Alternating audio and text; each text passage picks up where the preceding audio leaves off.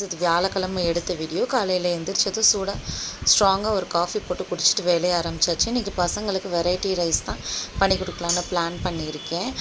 வெங்காயம், தக்காளி, இஞ்சி, பூண்டு, பட்டை, கிராம்பு எல்லாம் பேஸ்ட்டாக அரைச்சி வச்சு நல்லா எண்ணெய் காஞ்சதும் அதில் அந்த மிக்ஸை சேர்த்து கிளறி எடுத்தோம்னா தக்காளி சாதம் பேஸ்ட்டு ரெடி. அடுத்து மீல் மேக்கர் கட்லெட்டு. அதை நல்லா சுடு தண்ணியில் நல்லா ஊற வச்சு தண்ணியை நல்லா பிழிஞ்சு எடுத்துடணும்.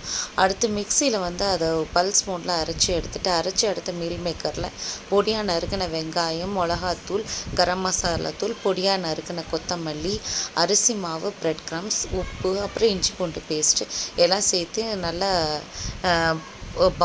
குட்டி குட்டி உருண்டையாக எடுத்து வச்சுக்கிற வேண்டியது தான். அடுத்து நல்லா எண்ணெய் காஞ்சதும் பார்த்திங்கன்னா நம்ம குட்டி குட்டியாக உருட்டி வச்சுருக்கிற உருண்டைகளை எடுத்து அந்த எண்ணெயில் சிம்மில் வச்சு அந்த எண்ணெயில் பொரித்து எடுத்தோம்னா மீல் மேக்கர் கட்லெட் ரெடி.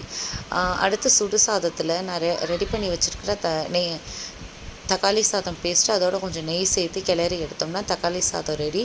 அதுக்கு side dish meal maker cutlet. Thank you.